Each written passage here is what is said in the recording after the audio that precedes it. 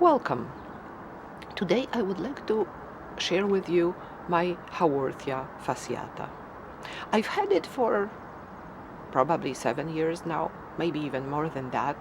I bought it as a tiny plant in a tiny pot, just one rosette, and then it started producing pups. It started producing offsets. I replanted it. I planted it into a bigger pot, and then to a third pot, and this is the third pot in which it is, and then I will have to transplant it into something bigger because the rosettes have covered the entire surface of the pot and there is no space for more. So I will have to give it a pot of a larger diameter, which will allow this plant to spread. This plant blooms in spring and it produces, as you can see, very, very long flowering stems, on tip of which there are flowers.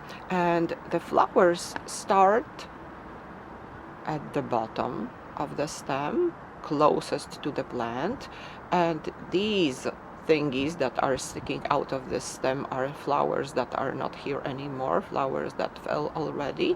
And as time goes by, new flowers develop, and they go to the very tip of the stem, and these are the one of the last flowers. There is one flower bud that didn't develop yet, and these flowers are as big as they will ever be. They will not be bigger. They are not very showy, and some collectors even suggest that because the flowers are not spectacular, because the flowers are not very decorative or not decorative at all, to remove them before they bloom or right after the first bloom occurs, just to prevent the plant from investing into producing the flowers, from investing into producing seeds, and make the plant spread out, make the plant that way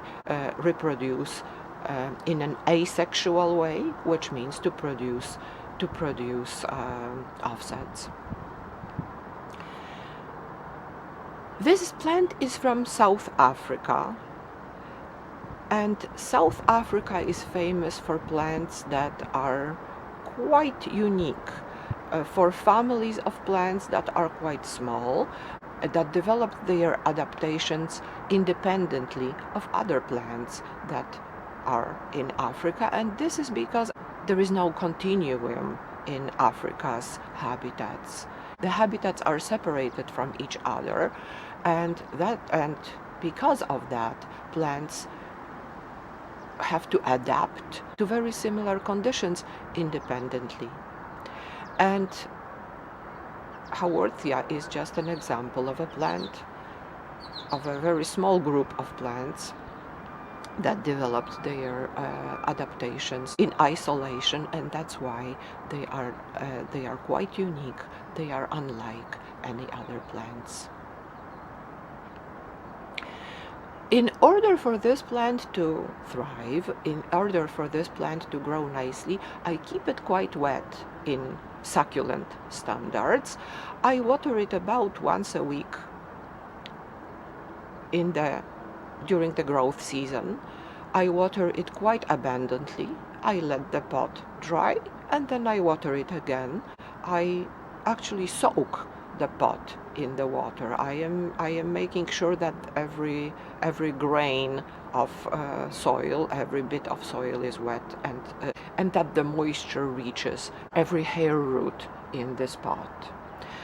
And I don't let this plant to be completely dry in the winter time as well. I water it less abundantly, but I water it about once every 3 weeks or so, maybe once even every 2 weeks, depending on how warm it is in the room, depending on how the plant behaves. So again, I let the soil dry, and then I water it, not as often as in the summertime, but I still do water this plant. In winter, the plant doesn't go into deep dormancy. It doesn't grow, however, it doesn't sleep either.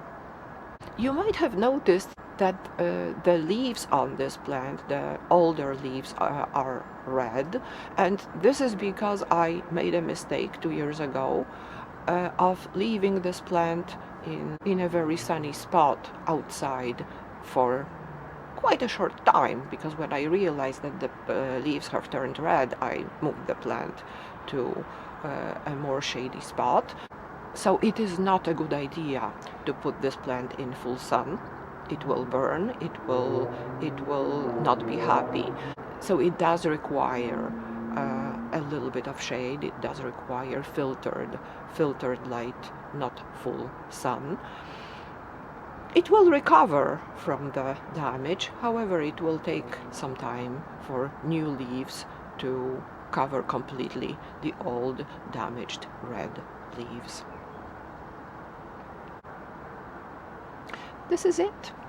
This is about everything I would like to tell you about my Haworthia fasciata. I hope you like it. It's a beautiful plant. I like it a lot. Thanks for watching my video. Have a good day.